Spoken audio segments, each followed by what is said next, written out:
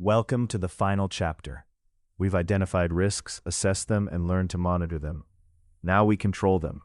Risk control and mitigation is the implementation of measures to reduce the probability or impact of identified risks. This is where strategy turns into action. There are 4 classic risk response strategies. Memorize them. They show up everywhere. 1. Avoidance. You eliminate the activity or condition causing the risk entirely. Example: don't enter a high-risk market in the first place. 2. Mitigation.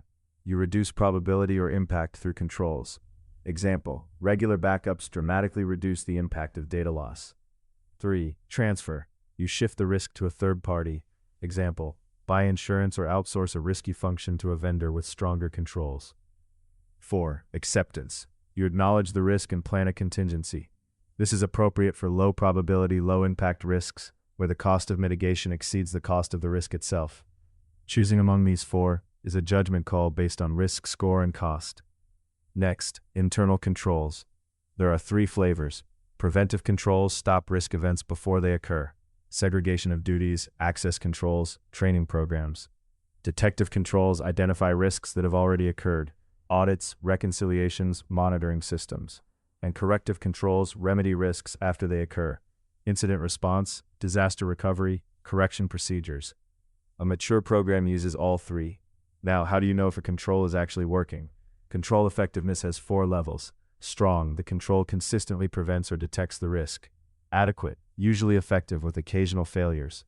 Weak, frequently ineffective, needs redesign. Non-existing, there is no control and you're carrying high residual risk. Rate every control honestly. Optimism here is dangerous. Let's apply all of this with 2 worked examples. Example 1. A textile manufacturer in Lagos faces potential supply chain disruption from their main raw material supplier in Kano. Probability is medium, 0.5. Road closures happen but not constantly. Impact is high, a 3. They could lose 15 million naira in production revenue per week. Risk score, 0.5 times 3 equals 1.5. That's high. The mitigation plan has 3 layers. Mitigation itself. Maintain a 3-week safety stock, owned by the supply chain manager by Q1 2025. Diversification. Identify a backup supplier in Port Harcourt, owned by the procurement officer by Q2. And contingency. Reserve a 5 million naira emergency fund owned by the finance manager, ongoing. 3 layers, 3 owners, clear timelines. That's how it's done. Practice question 1. A bank identifies a cyber attack risk with 25% probability and potential loss of 100 million naira. Calculate the score and suggest 2 response strategies. Score equals 0.25 times 4, which equals 1.0. High. Response 1. Mitigation. Invest in cybersecurity infrastructure, firewalls, encryption, intrusion detection. This drops probability to around 5%. Response 2. Transfer. Purchase cyber insurance covering up to 80 million naira. The attack might still happen, but the financial bleed is contained. Practice question 2. A construction project has 2 risks. Risk 1. Labor shortage. Probability 30%. Impact high at 8 million naira. Risk 2.